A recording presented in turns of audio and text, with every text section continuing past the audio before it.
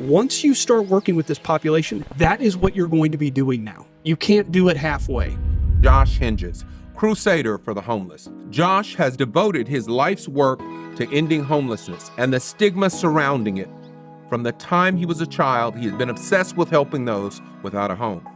As he entered his professional life, he committed his career to addressing the root causes of chronic homelessness, severe and persistent mental illness, and substance use disorders.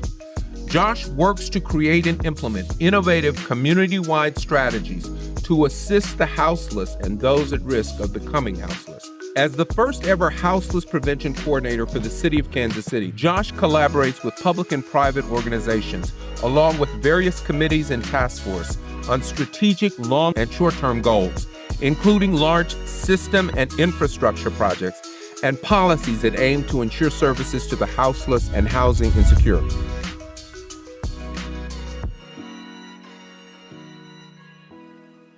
I think the path that I'm on now started when I was about 4 years old, and for the first time in my entire life, I saw someone experiencing homelessness. It was in the footprint of where the Kaufman Center for Performing Arts is in Kansas City. That was like a vacant lot at the time. And I was with my mom in the back seat of a blue Chevy Malibu with there was holes in the floorboard. You could see the ground. It's like Fred Flintstone. He tried to stop the car. And I looked outside and I saw something that didn't make any sense to me. Look, and we grew up, we were poor, but I knew what poor looked like. This was another level. It is difficult to make a lasting impact when you don't have a system that's intact. So if you think of it like a bunch of nonprofits coming in and doing this work, when there's no system to connect them, when there's no system that's forcing them to talk to each other, to solve problems similarly, to define the problem similarly, they come and go. And it won't really matter the impact of an individual organization here or there. It literally won't matter. And it hasn't so far. COVID brought more money to homelessness than any other time in American history. And the number of homeless has continued to go up. We have the money to solve it. The impact is going to come from stitching the system together. An area where I feel like I had quite an impact was creating Kansas City's first plan to end homelessness, the Zero KC plan.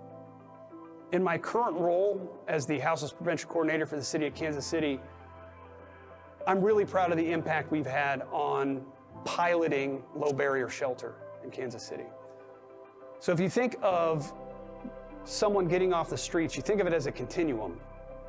If you have the streets here and you have permanent housing here, there's a path along the way that they have to go. One of the things Kansas City doesn't have is that first step, a low barrier shelter, a place they can go first, regardless of behavioral health issues, regardless of substance use, a place where they can go sleep at least. And then from there we can get traction to get all the things we need to get them permanently housed. So in the winter we have an opportunity to do that. And it started small at first with one community center. I think we served 80 people. The next year, I did not want to have it at a community center. I wanted it to be at a known commodity to this population, a place that they'd been to before. So we found some more nonprofits that wanted to be a part of it. And we were able to double the beds that we had. And then this year, because really everything about this is about how you can scale the project that you're working on. You're also, with a pilot, you're trying to show viability. And with homelessness, you're trying to prove everyone wrong, because they all have an opinion about how it's going to go. And we did that. This year, we had more beds than we've ever had. And we served 1,700 unduplicated individuals in this year's cold weather shelter. All of it low barrier, with none of the issues that NIMBY claims happens with low barrier shelter. And we did it,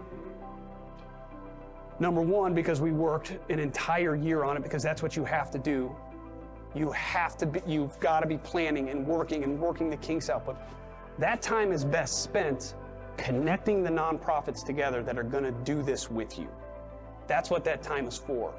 We need to get on the same page. We need to define the problem the same way. We need to have the same intake process. We need to make this easy, and it needs to remain low barrier no matter what. And we did it, and it worked.